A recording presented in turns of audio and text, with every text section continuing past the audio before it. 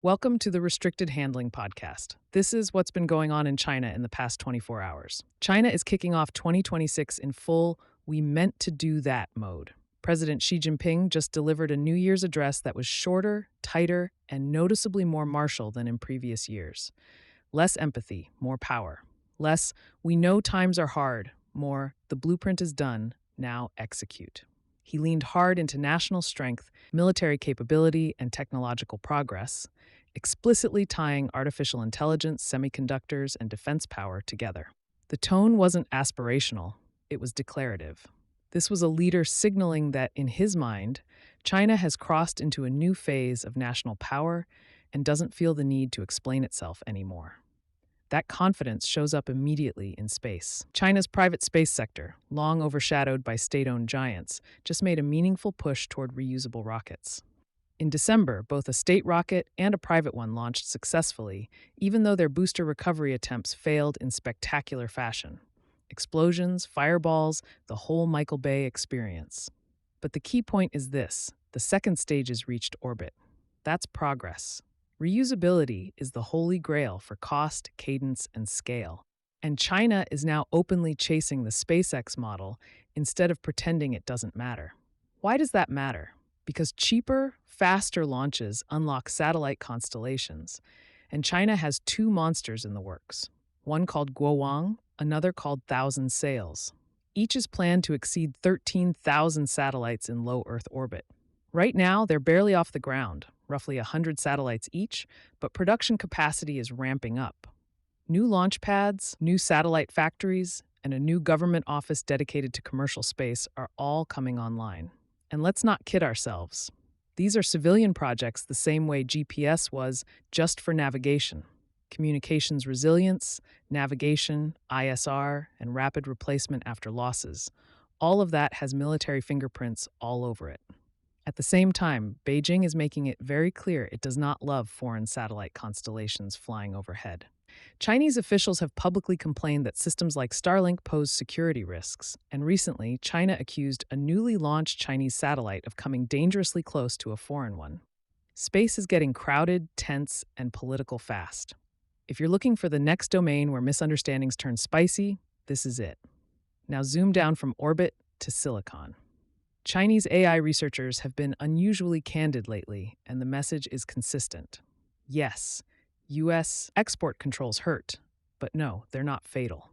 Chinese firms admit they lack cutting-edge lithography and the most advanced chips, but they're compensating through brute force infrastructure, algorithm hardware co-design, and a willingness to take risks that used to be more Silicon Valley than Shenzhen. Several Chinese AI companies just had strong stock market debuts, and Beijing is clearly fast-tracking listings to keep money flowing into the sector. What really matters here is civil-military fusion. Universities and private firms are winning military contracts for AI systems ranging from autonomous vehicles to decision support tools and adaptive targeting networks. This isn't a side hustle. The People's Liberation Army is pulling in civilian talent and data at scale, and because the system is centralized, they can connect dots fast. That's a structural advantage, not a vibe.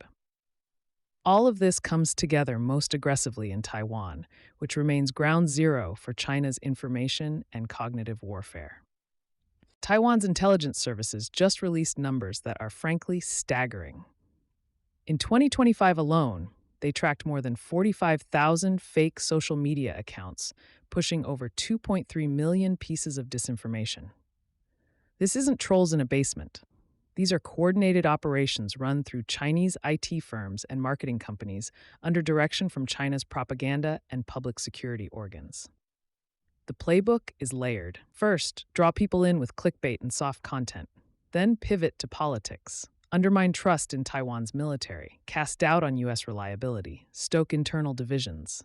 And now AI is supercharging the whole thing: automated accounts, realistic synthetic media, precision targeting based on scraped personal data. Taiwan also documented bot-driven rumors during Chinese military exercises, including false claims about blockades and warships entering territorial waters. The goal isn't persuasion, it's exhaustion.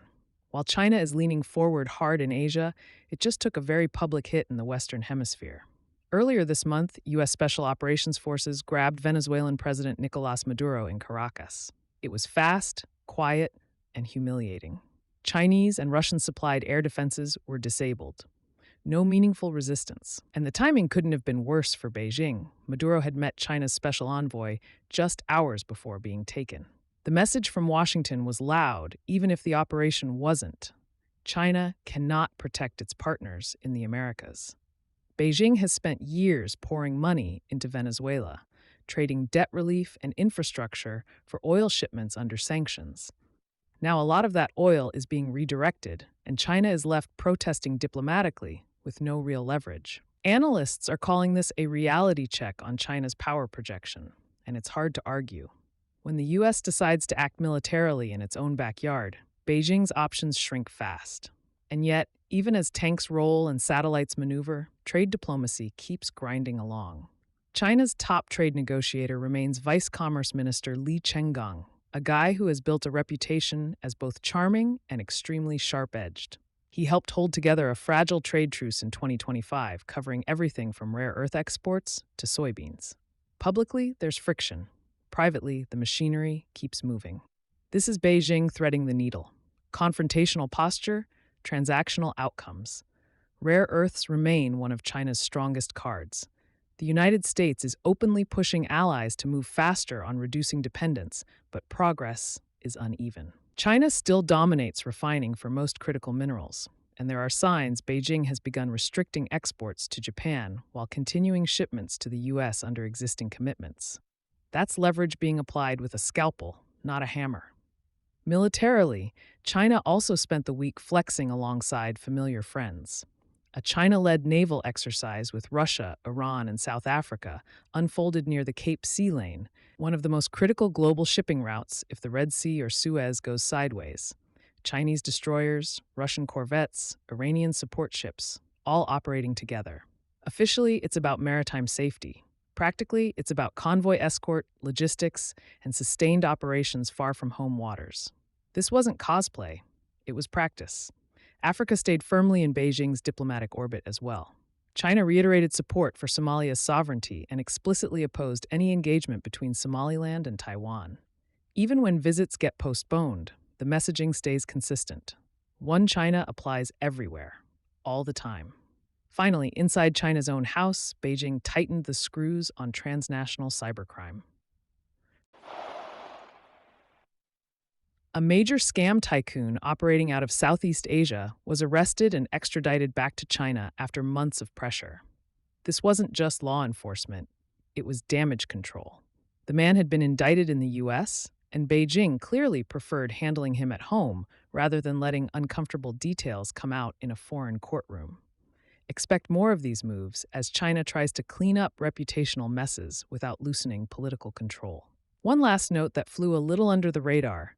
U.S. authorities charged a Chinese national for photographing a stealth bomber base in Missouri. Not exactly James Bond stuff, more caught leaning on the fence with an iPhone. But it's a reminder that China's intelligence collection overseas is relentless, often unsophisticated and very broad. Quantity has a quality all its own.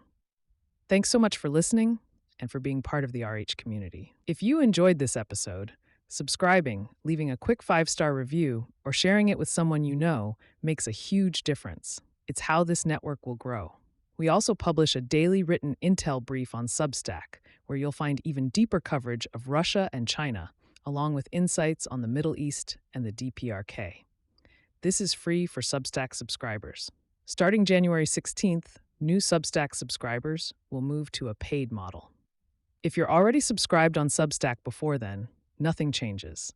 You'll keep full access to everything, free forever. New subscribers after January 15th will receive the daily written brief, weekly deep dives on economics, sanctions, and more for a monthly fee.